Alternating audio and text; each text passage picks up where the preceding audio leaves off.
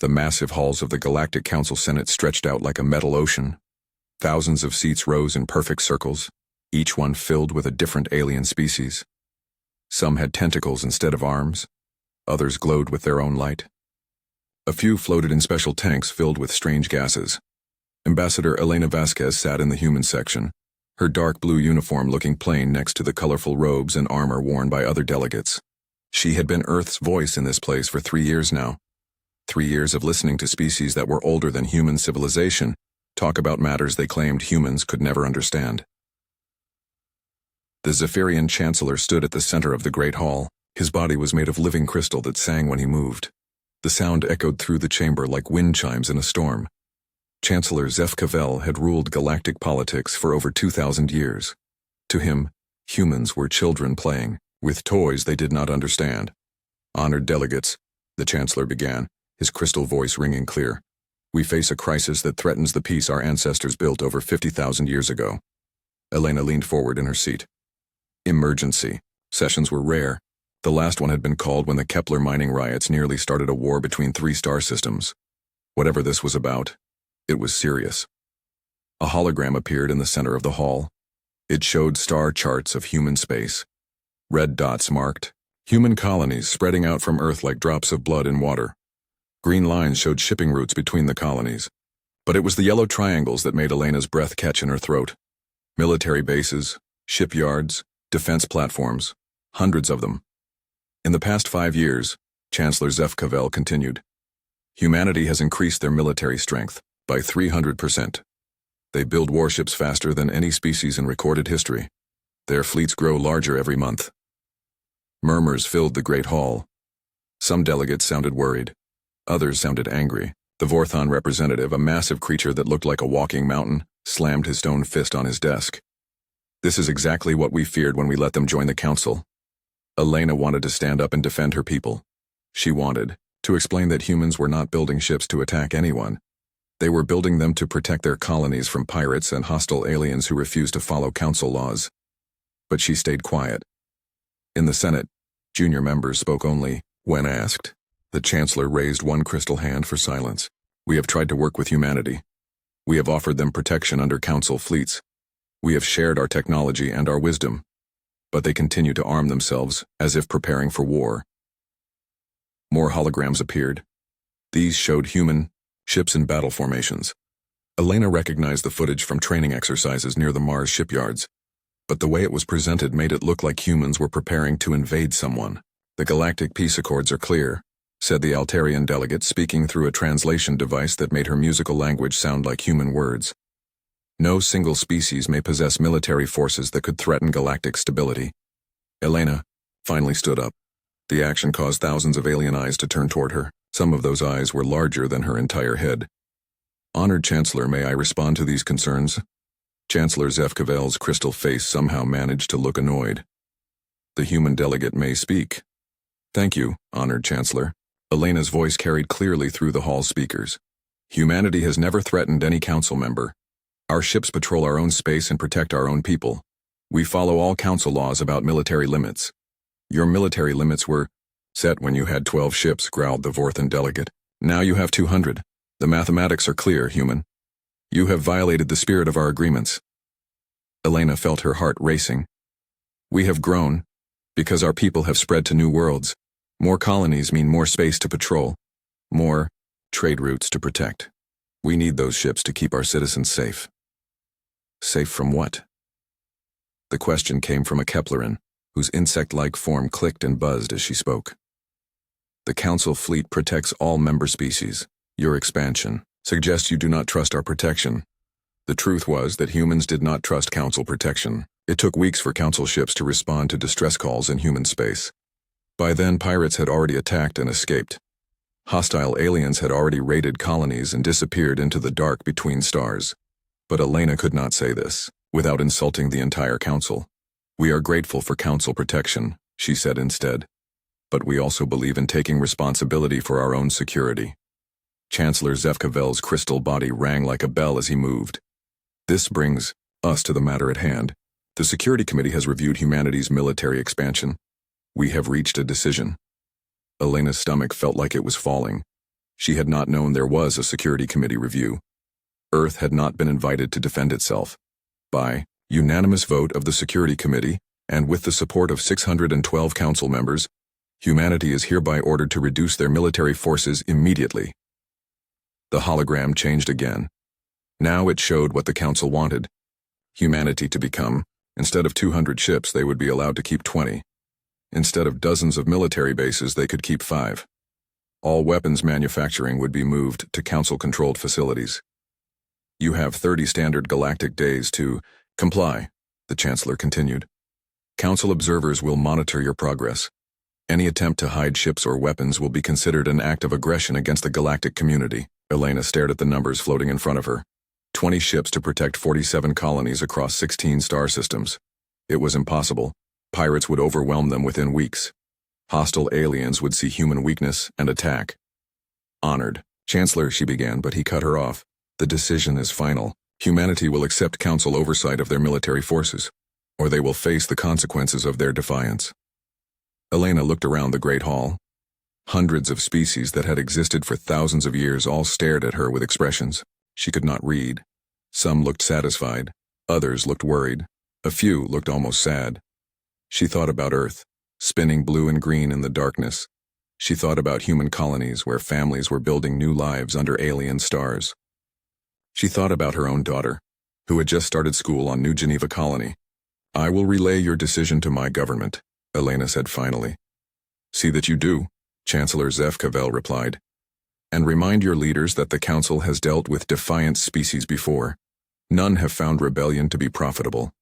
As the session ended and delegates began filing out, Elena remained in her seat. She activated her personal communicator and began composing a message to Earth. How could she explain this? How could she tell her people that the galaxy's oldest civilizations had decided humanity was too dangerous to remain free?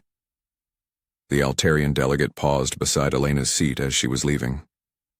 I am sorry, she said quietly. But surely you understand our position. Young species often grow too quickly. It is better to guide them now than to fight them later. Elena looked up at the graceful alien. What if we refuse? The Altarian's musical voice became sad. Then we will have no choice but to force compliance. The Council fleet has 8,000 ships. How many does Earth have? Elena did not answer. They both knew the number was 200. As Elena sat alone in the empty hall, she finished her message to Earth. In simple words, she explained what the Council demanded. She explained the timeline. She explained the consequences of refusal. But, deep in her heart, she hoped her people would choose to fight. The emergency meeting room deep inside the United Earth Government building was silent, except for the soft hum of air recyclers. President Sarah Chen sat at the head of the long metal table, her fingers pressed against her temples. She had read Ambassador Vasquez's message 3 times, but the words still felt impossible. Around the table sat the most powerful people in human space.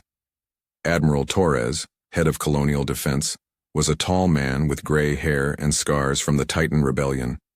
General Park from Earth Defense Force looked like she had not slept in days. Director Walsh from Intelligence Services kept checking his tablet, his face growing darker with each new report. Let me make sure I understand this correctly, President Chen said, her voice steady despite the storm in her chest. The Galactic Council wants us to destroy 90% of our fleet. They want to close most of our military bases, and they want Council observers watching everything we do. That's correct, Madam President, replied Foreign Minister Jackson, who had flown in from Luna Base for this meeting. Ambassador Vasquez made it clear this is not a negotiation. It's an ultimatum. Admiral Torres leaned back in his chair.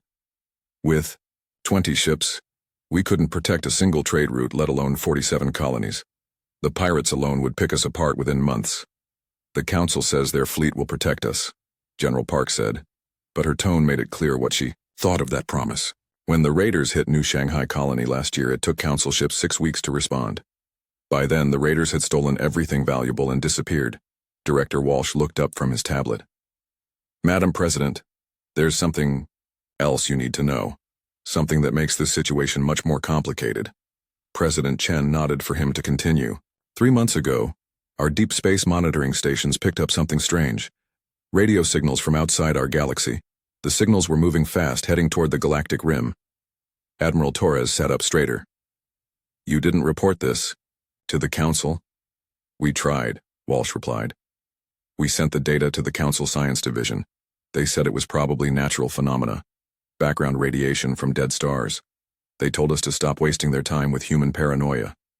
Walsh activated the room's hologram projector. The display showed a three-dimensional map of the galaxy, with a small red dot moving toward the outer edge. But our scientists kept monitoring. The signals are getting stronger, and they're not natural. What do you mean? Asked President Chen. The signals show patterns, intelligence, purpose. Something big is coming from outside our galaxy, and it's headed this way. Our best estimates say it will reach the galactic rim in 18 months. The room was quiet for a long moment. Finally, General Park spoke. Is that why we've been building ships so fast, because intelligence knew about this? Walsh nodded. We've been trying to prepare without causing panic. The military buildup wasn't for conquest or expansion. It was for survival. Admiral Torres stood up and began pacing. So, while the Council thinks we're getting ready to attack them, we're actually getting ready to defend everyone, including them. That's right, Walsh said. And if we reduce our fleet to 20 ships, we'll be helpless when whatever's coming finally arrives. President Chen rubbed her temples again. Can we show this evidence to the Council? Make them understand? We've tried, Foreign Minister Jackson said. They won't listen. The older species think humans are too young and too aggressive to understand. Galactic politics. They see our warnings as attempts to avoid their ultimatum. Besides, Walsh added, some of our intelligence suggests the Council might already know something is coming. But they're more worried about controlling us than about preparing for an external threat. President Chen stood up and walked to the window. Outside, she could see the lights of the capital city stretching to the horizon.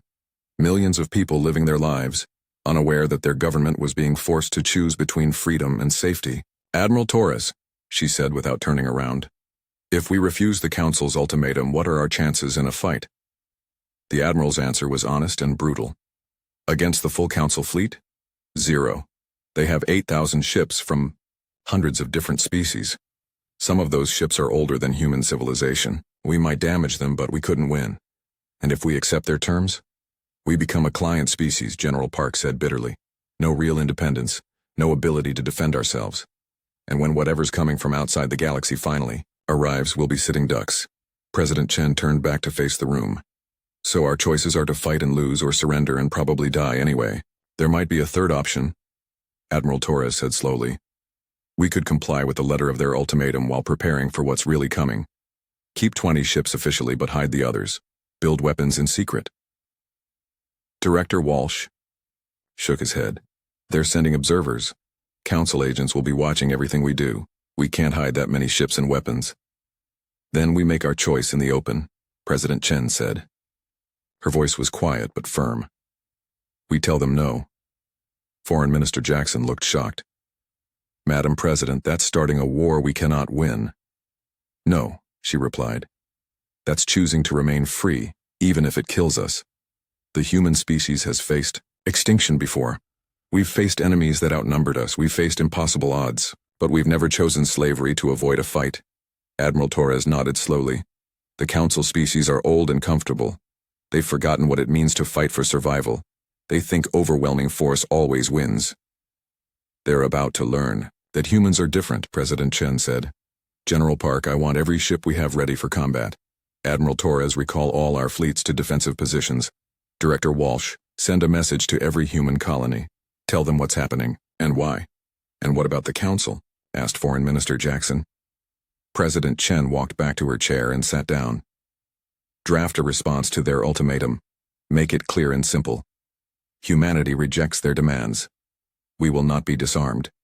We will not surrender our independence. We will defend ourselves against any threat, whether it comes from inside the galaxy or outside it. Madam President, Jackson said carefully, this could mean the end of human civilization.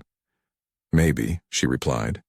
But it will be the end of a free human civilization, not a slave one. Director Walsh was typing rapidly on his tablet.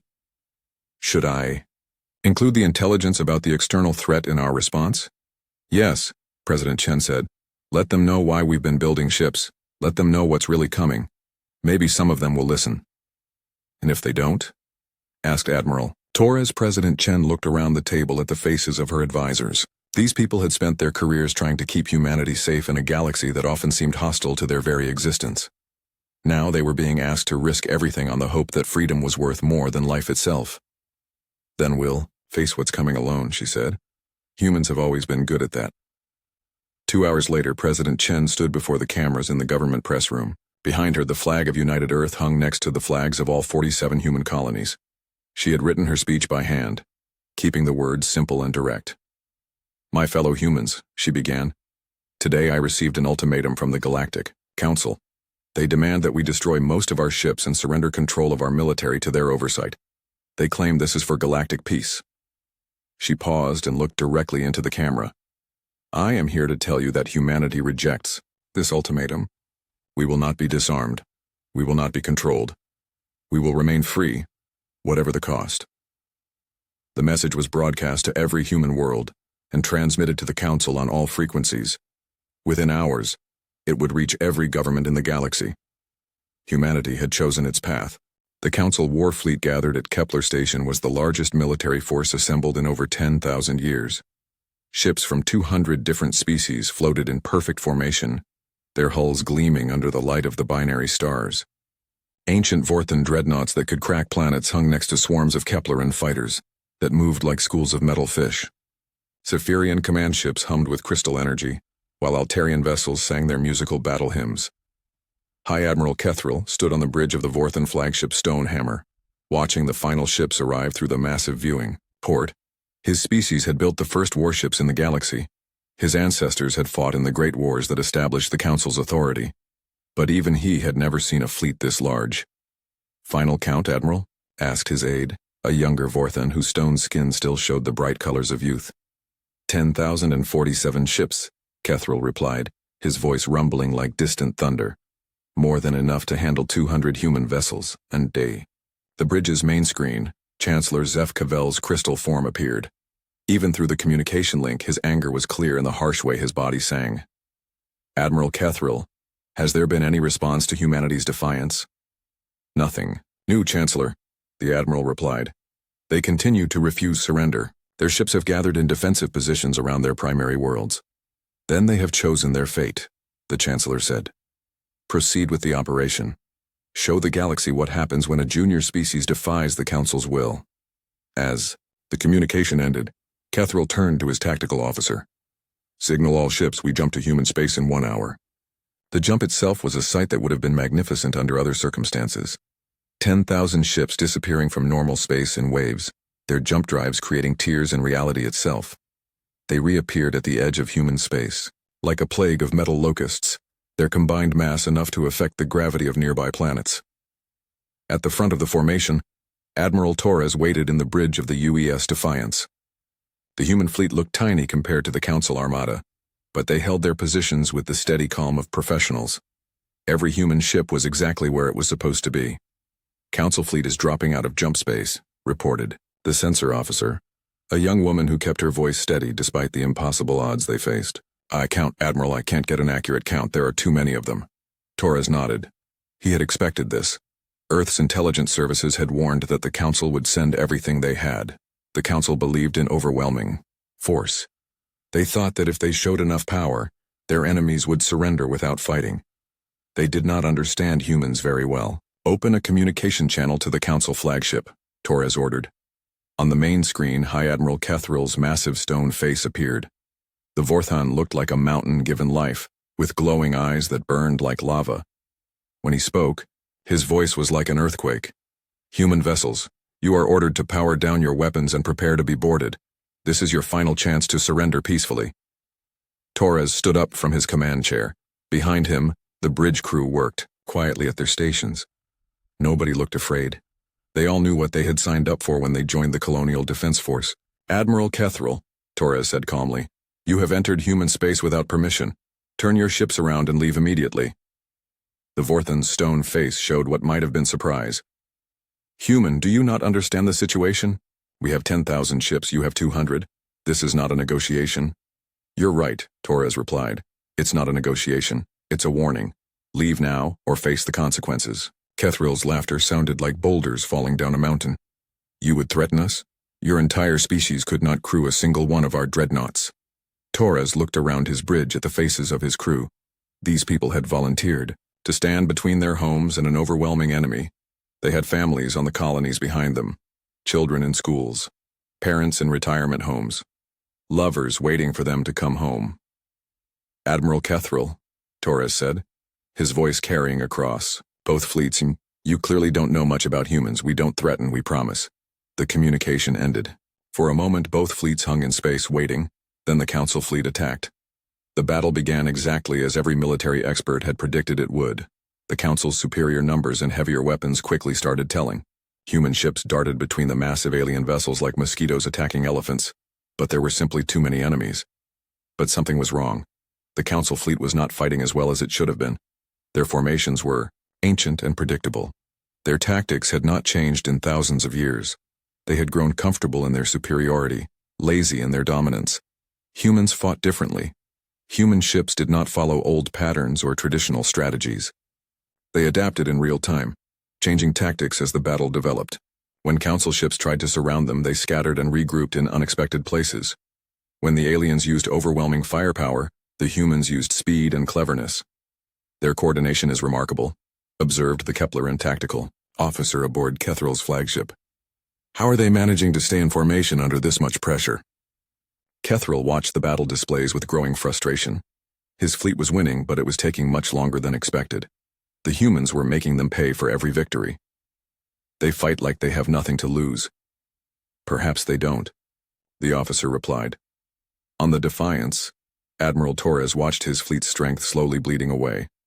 They were inflicting heavy damage on the Council forces, but mathematics was mathematics. 200 ships could not defeat 10,000, no matter how well they fought. Admiral, his communication officer called out. We're receiving a priority transmission from deep space monitoring stations. Not now, Torres replied, focused on the tactical display. Sir, it's marked as absolute priority. Code 7. Torres turned around. Code 7 meant only one thing: imminent threat to human survival. Put it through to my private channel. The message was short and terrifying. The mysterious signals from outside the galaxy were getting stronger. Whatever was coming was moving, faster than expected. It would reach the galactic rim in less than a year, not 18 months. Torres stared at the message for a long moment. Then he looked at the tactical display showing the battle raging around them. The Council fleet was slowly crushing his ships, but they were also completely unprepared for what was really coming. Communications, he ordered. Open a channel to all ships, Council and human. All ships, sir? All ships. Maximum broadcast power. A few seconds later, Torres was speaking to both fleets as weapons fire lit up the space around them.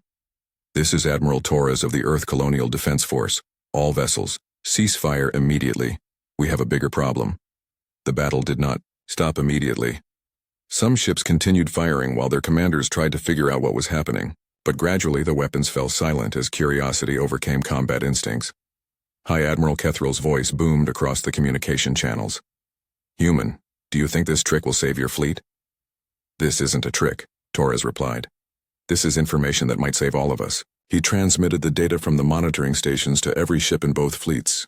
The readings, the analysis, the projections about what was coming from outside their galaxy. For long minutes, there was silence as alien scientists and human analysts studied the same terrifying evidence. Finally, the Altarian fleet commander's musical voice came over the communication system. These readings, if they are accurate, we are all in great danger. The readings are accurate, Torres said. This is why we've been building ships. This is why we refused to disarm. Not because we wanted to fight you, but because we knew something was coming that would require all of us to fight together. Admiral Kethril's stone face appeared on screens throughout both fleets. For the first time since the battle began, the Vorthan looked uncertain. Human, if this is true, why did your government not share this information sooner? We tried, Torres replied. The Council's Science Division dismissed our warnings as paranoia. They said humans were too young to understand what we were seeing. The truth of that statement hung in space between the two fleets like an accusation. How many times had the Council dismissed human concerns as ignorance or fear? Admiral Torres, came a new voice. It was Captain Sira Kayel, commanding the Zephyrian battle group. If we are to face this external threat, we will need every ship we can gather, human and Council alike. Torres nodded. That's exactly what I was thinking, Captain. The question is, are we going to keep fighting each other, or are we going to go home and get ready for the real war? The combined fleet that headed toward the galactic rim 3 weeks later looked nothing like the perfect formations that had met in battle. Human ships flew alongside Vorthon dreadnoughts. Kepleran fighters swarmed around Altarian song ships. The Zephyrian crystal vessels hummed in harmony with human fusion engines. Admiral Torres stood on the bridge of the Defiance, studying reports from the advanced scouts. The news was worse than anyone had expected. The things coming from outside the galaxy were not just hostile, they were hungry. Entire star systems on the galactic rim had gone dark. Planets that had glowed with city lights for thousands of years now showed nothing but empty space. "Admiral," called his sensor officer, "we're getting the first visual data from the rim." The main screen flickered to life, showing images that made even battle-hardened veterans step back in shock. The enemy ships were massive beyond comprehension, each one the size of a small moon. Their hulls were black as deep space but covered with lights that pulsed like a slow heartbeat. Behind them came smaller craft that moved in perfect swarms, like insects following their queen. But it was what they were doing that truly horrified the watching crews. The enemy ships had surrounded a star system and were methodically dismantling it. Planets were being broken apart and consumed. The star itself was being drained of energy, growing dimmer by the hour. "By the ancients," whispered Captain Sira Kayel over the communication channel. "They're eating everything." Admiral Kethral's stone face was grim as he studied the tactical data. "I count over 3,000 enemy vessels in this system alone, and they're moving in coordinated patterns. This is not random destruction, this is systematic harvesting." Torres nodded. "Our intelligence services have been calling them the Devourers. It looks like the name fits." The combined fleet held position at a safe distance while commanders tried to develop a strategy. The traditional council approach would be to form battle lines and engage the enemy directly. But the Devourers were not fighting like any known species. Their ships moved as one vast organism, responding to threats with perfect coordination. "This is impossible," grumbled General Vorthka Prime, the Vorthan military strategist. "They have no clear command structure, no obvious weak points. How do you fight an enemy that thinks as one mind?" "You don't fight them the way you've always fought," Torres replied. "You adapt." Over the next several hours, something unprecedented happened in galactic military history. Human officers were transported to alien ships to serve as tactical advisors. Alien scientists worked alongside human engineers to modify weapons and shields. The ancient barriers between species began breaking down under the pressure of survival. On the Altarian flagship Song of Peace, Commander Lisa Park found herself working with Captain Yel Kasira, trying to figure out how to coordinate an attack against an enemy that moved like a school of fish. "Your people learn quickly," the Altarian captain observed, her musical voice translated into human speech. "In 3 hours, you have understood our weapon systems better than some of our own." "Crew," Park looked up from the tactical display she was studying. "We have to learn quickly. Humans don't have the luxury of thousands of years to master one way of doing things. We adapt or we die." "Perhaps that is why the Council feared you," Yelkasira said thoughtfully. "Change frightens those who have found comfort in tradition." Meanwhile, on the Vorthon Dreadnought Mountain's heart, Chief Engineer Rodriguez was working with Vorthon technicians to upgrade their ancient but powerful weapons. The Vorthon energy cannons had not been modified in over 1,000 years, but Rodriguez saw immediately how to make them more effective. "Human, your suggestions violate every safety protocol we have developed over millennia," rumbled Engineer Prime Keth Valstone. "Then it's a good thing we're not following your safety protocols," Rodriguez replied, connecting human targeting computers to Vorthon gun systems. "Sometimes you have to break the rules to save everyone's life." As the modifications were completed and tactics were shared, Admiral Torres called for a conference of all senior commanders. The holographic meeting included over 50 different species, their varied forms creating a bizarre but strangely beautiful gathering. "The enemy has finished consuming the Kepler-7 system," Torres reported. "They're moving toward the galactic core. At their current speed, they'll reach populated systems within 6 months. We cannot stop them with conventional tactics," admitted High Admiral Kethral. "My ancestors fought the greatest wars in galactic history, but this enemy is unlike anything we have faced." Captain Sirika Yell's crystal form chimed softly. "Perhaps that is why we need new ideas. Human ideas." Torres activated a tactical hologram showing the Devourer fleet. "The key is that they move as one organism. That's their strength, but it's also their weakness. If we can disrupt their coordination, make them react instead of act, we might have a chance. How do you propose to do that? Asked the Kepleran swarm commander, her translated voice buzzing with interest. We don't fight them like a fleet, Torres explained. We fight them like a pack of wolves hunting something much larger than themselves. Fast attacks, constant movement hitting them from directions they don't expect. General Vorthka Prime's stone face creased in what might have been a frown. This goes against every principle of fleet engagement. You speak of abandoning formation discipline, breaking unit cohesion. Sometimes you have to abandon the old ways to survive, Torres replied. Your formations worked against enemies who fought like you did. But the Devourers don't follow your rules. The debate continued for hours, but gradually, the alien commanders began to see the wisdom in Torres's approach. The Zephyrians could use their crystal ships to jam enemy communications. The Vorthons could anchor strong points while faster ships harassed the enemy flanks. The Keplerans could swarm individual targets while the Altarians provided long-range support, but it was when the first real battle began that the galaxy learned what humans could really do. The attack came at dawn, Galactic Standard Time. The combined fleet dropped out of jump space in 12 different locations around the Devourer force. Instead of forming traditional battle lines, they immediately scattered into small groups, each one targeting a different part of the enemy formation. The Devourers reacted exactly as Torres had predicted. Their perfect coordination became confused when attacked from multiple directions at once. Ships that had moved in harmony suddenly found themselves responding to different threats, their formation breaking apart. On the bridge of the Defiance, Torres watched the tactical display with growing excitement. It's working. They can't maintain coordination when they're being pulled in different directions. But the real revelation came when individual ships began working together in ways that had never been seen before. A Vorthon dreadnought used its massive shields to protect a swarm of Kepleran fighters while they made their attack run. Altarian ships used their long-range sensors to guide human missiles to targets that couldn't be seen directly. Zephyrian crystal resonance weapons were powered by human fusion cores, creating combinations more powerful than either species could achieve alone. Admiral Torres, came a transmission from Captain Maria Santos on the UES Resilience. We've found something interesting.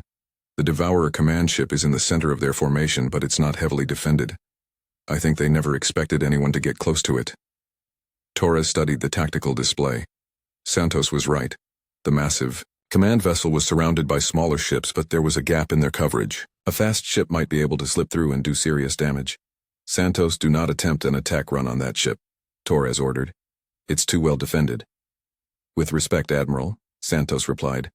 I disagree. The Resilience can make that run. We just need a distraction. Torres was about to refuse when he saw something on the display that made his blood freeze. The Devourer command ship was beginning to glow brighter. Energy readings were climbing rapidly. All ships scatter immediately, Torres broadcast. They're charging some kind of super weapon, but Santos was already moving. The Resilience broke from formation and accelerated toward the enemy command ship at maximum speed.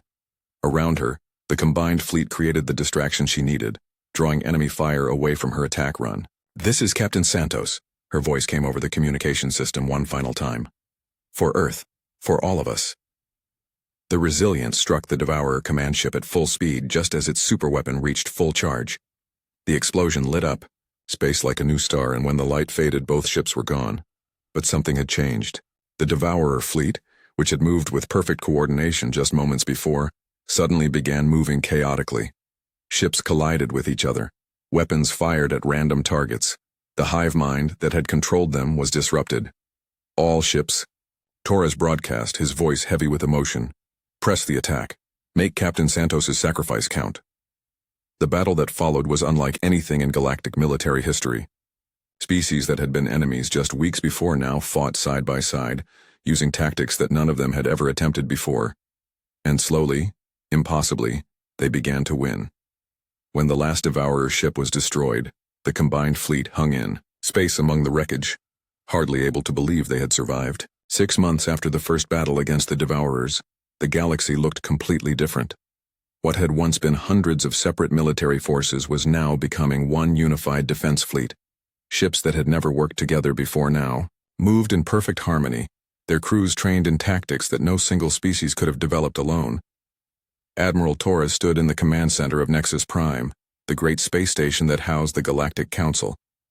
The center had been converted from a political meeting place into a military headquarters. Holographic displays showed the positions of fleets across the galaxy. Status reports came in from 100 different worlds, and at the center of it, all human officers worked alongside aliens who had once considered them too primitive to understand galactic affairs. Admiral, called Commander Park, who now served as liaison between human and Altarian forces, "We're receiving reports from the Outer Rim. 3 more Devourer fleets have been spotted.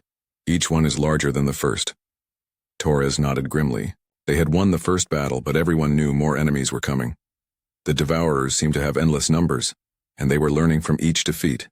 The newer fleets showed better coordination and stronger defenses. "What about the new ships?" Torres asked. "Production is ahead of schedule," replied Chief Engineer Rodriguez via holographic link from the shipyards orbiting Earth. "The combined technology projects are working better than we hoped. Vorthon armor with human engines and Zephyrian weapons creates ships more powerful than any single species could build." It was true. In the months since the first battle, something remarkable had happened. The barriers between species had begun breaking down. Humans shared their rapid adaptation techniques with aliens, who had been using the same methods for thousands of years. In return, they learned about technologies and sciences that human civilization had never imagined. The Altarians taught humans how to think in harmony with their ships, creating pilots who could react faster than any computer. The Vorthons shared armor techniques that made human ships nearly indestructible. The Zephyrians showed human engineers how to build weapons that could slice through space itself.